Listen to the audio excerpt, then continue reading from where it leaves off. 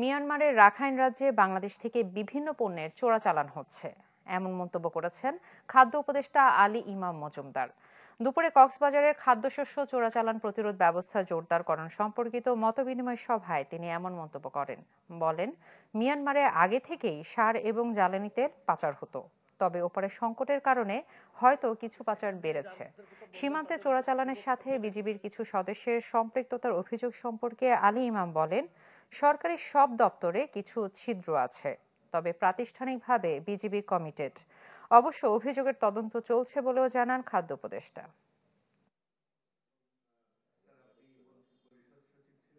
এখানে আমাদের বিভিন্ন সীমান্ত নিরাপত্তার সাথে সংশ্লিষ্ট যারা আছেন তারা বলেছেন যে কিছু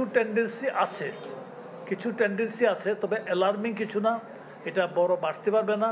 তারা নজরদারি করছেন।